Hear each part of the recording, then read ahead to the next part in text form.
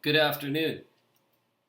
Well, I guess my question would be, are you willing to have your team give up some of its offense to play a more stingy game and minimize goals against to get wins? I'm going to show you some graphics of some teams that are doing it successfully, as well as looking at the long-term implications of not playing tight hockey. Um, we'll just start on it. So if you look at the graphic that I'm going to have up right up here, you'll notice that I have three teams above 500, 500 or above that are just like, it's tight hockey. And you know that they're playing traps, especially through the neutral zone, neutralizing speed coming through the center ice area. So you got Anaheim with a 2-2-2 record. They're 500, and they are scoring on average under 2 goals a game. But they're still winning games. Well, they're staying alive anyways.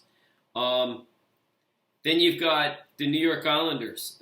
We know that style, and we know that they're going to continue playing that style right through the season and into the playoffs. And I'm going to talk about that in a second. You got them at a 3-2-1 with a 600 winning percentage. They're scoring under 2 goals a game.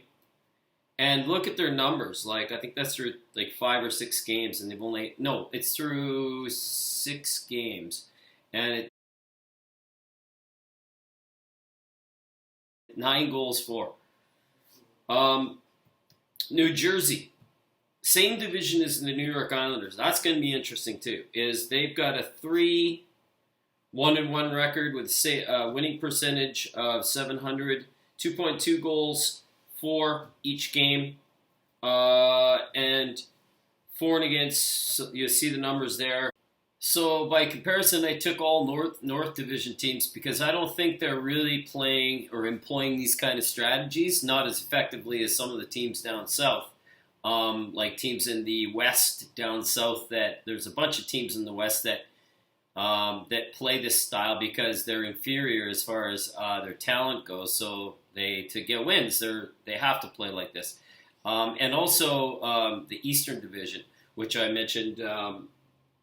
New Jersey and New York Islanders, and I'm sure most of the teams there are doing it because they all have to kind of adapt and figure out how to get through these. But we'll talk about that in a minute. So if you look at Vancouver, for instance, loosey-goosey hockey, allowing speed through the neutral zone, which just absolutely killed them with Montreal.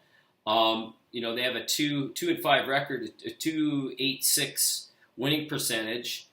And they have almost 3 goals per game for. But they've given up 33 goals against in 7 games. Then you got Edmonton, another team that plays really loosey-goosey. And 3 and 4, they're below 500 in winning percentage. They've got 2.7 goals for. They've let 23 goals against. I'd say that Calgary plays the same style too. They're not really tight in the neutral zone, never really have been. And Montreal, for comparison as well, they're winning, and they got a 4-point. They were almost scoring 5 goals a game for, and that Vancouver series obviously inflated that. 28 goals for, still 18 against.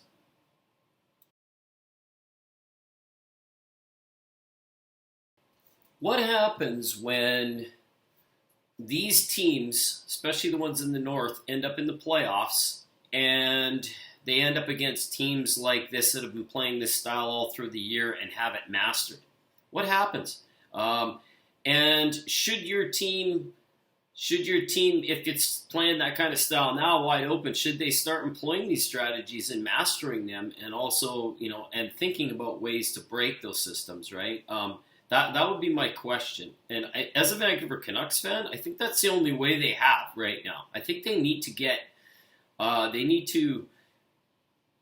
into more of a style like this, slow down speed. I don't personally, like I said before in one of my videos, I don't think they have fantastic team speed. They've got some individuals that can skate, but some teams like Vegas last year in the playoffs could just, when you let them go through the neutral zone, they're just flying. And Montreal showed that as well. But to combat that, that's what these teams do. There's sacrifices that need to be made, as you know. Anybody that's a point producer, playmaking, goal scorer type, like say maybe a Matt Barzal, what would Barzal be doing in a different system, playing on a Canadian team that's loosey-goosey? This guy's giving up possibly some of his offensive potential to play a system like this, or any of those guys on teams like that. If you look at the goalies on these teams, they're all leading the league in save percentage, which I would argue is overly inflated because of these systems. I mean, you got Varlamov in New York Islanders is .988 save percentage. I mean, come on, really? You throw that guy in goal in Vancouver, and there's no way that's going to be like that. So you got to take, so these goalies running up big numbers, Blackwood, you got to take it with a grain of salt based on their systems.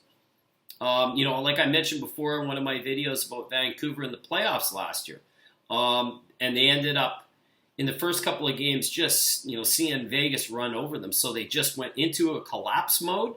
They went into a protective mode, tried to squeak out these really tight wins, and everybody talked about how great Demko was. Yeah, he was good. He was solid, but he didn't have to face a lot of really high percentage chances like they've been giving up lately, where you have a lot of 2-on-1s and 1-on-0s right on the goalie. Most of the shots were from the outside. So should your team employ these strategies now and start getting good at it and eking out wins, or do you like it, just go for it and then see what happens when the playoff runs are on? I'd appreciate you giving your opinion down below, and please subscribe. Thanks.